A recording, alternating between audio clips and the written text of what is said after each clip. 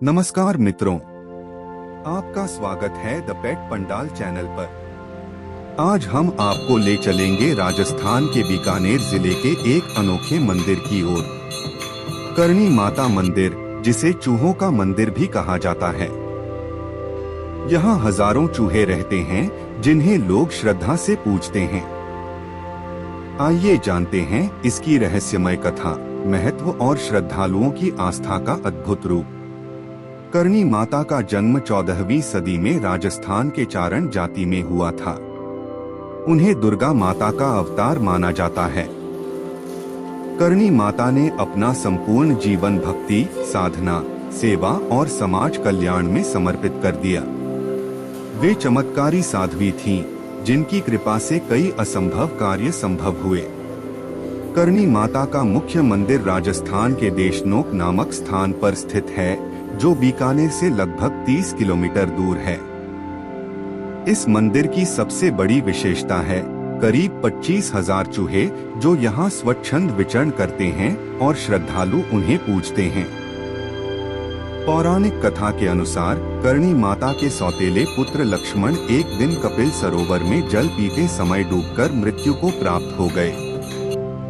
करणी माता ने यमराज से प्रार्थना की कि वे उनके पुत्र को जीवन दान दें। यमराज ने कहा कि ऐसा नियमों के विरुद्ध है, परंतु करणी माता की शक्ति और तप से प्रभावित होकर उन्होंने वरदान दिया, तुम्हारे वंश के सभी लोग मृत्यु के उपरांत चूहे बनकर इस मंदिर में निवास करेंगे और फिर मनुष्य योनि में जन्म लेंगे। तब से माना जाता है कि ये चूहे करणी माता के वंशज और अनुयायी हैं। यह चूहों का पुनर्जन्म का चक्र है, जिसे चूहा से मानव और फिर मानव से चूहा का अवतार चक्र कहते हैं। मंदिर में रहने वाले चूहों को काबा कहा जाता है। उन्हें श्रद्धालु दूध, मिठाई और अन्न अर्पित करते हैं। यदि कोई चूहा आपकी गोद या कंधे पर चढ़ जाए तो इसे बहुत शुभ माना जाता है। मंदिर में एक विशेष प्रकार के सफेद चूहे भी हैं। कहा जाता है कि वे करणी माता और उनके परिवारजनों का रूप हैं। यदि दर्शन के समय कोई सफेद चूहा दिख जाए तो यह बहुत बड़ा सौभाग्य और आशीर्वाद माना जाता है। श्रद्धालु इन चूहों द्वारा खाया हुआ प्रसाद ग्रहण करते हैं और इसे अत्यंत पवित्र मानते हैं।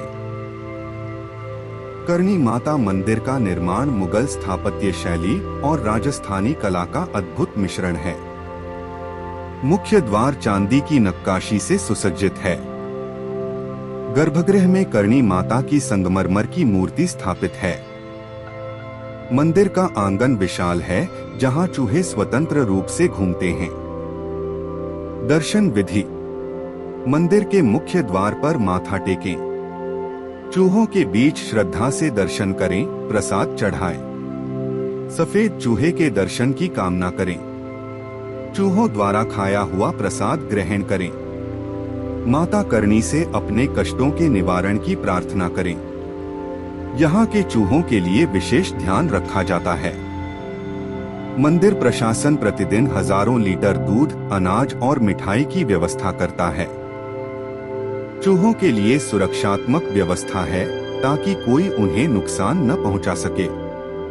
यदि किसी श्रद्धालु से गलती से कोई चूहा मर जाए तो उसे मंदिर में चांदी का चूहा दान करना अनिवार्य है। यहाँ चूहे बिल्कुल भयमुक्त रहते हैं और इंसानों से घुल मिल जाते हैं। यह मानव और पशु के बीच अहिंसा, श्रद्धा और सहअस्तित्व का अनुपम उदाहरण है।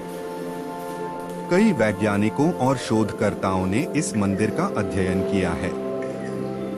यह देखा गया कि इतने बड़े संख्या में चूहे होने के बावजूद कभी कोई महामारी या बीमारी नहीं फैली। इससे यह भी संकेत मिलता है कि चूहों में अद्भुत अनुकूलन क्षमता है। मंदिर परिसर अत्यंत स्वच्छ और सुगंधित रहता है, जो सकारात्मक ऊर्जा बनाए रखता है। चूहों और मनुष्यों के बीच सामंजस्य का यह उदाहरण विश्व में अद्वितीय है। करणी माता मंदिर केवल एक धार्मिक स्थल नहीं है, यह भारतीय संस्कृति की समरसता, पशु प्रेम और आध्यात्मिक एकता का प्रतीक है। यहाँ चूहे भी पूज्य हैं, क्योंकि उनके पीछे श्रद्धा, परंपरा और पुनर्जन्म का गूढ़ दर्शन छिपा है। आइए हम भी यह सीखें। सभी जीवों में ईश्वर का अंश है। पशु पक्षियों के साथ प्रेम और सहअस्तित्व से जीवन में सुख शांति आती है।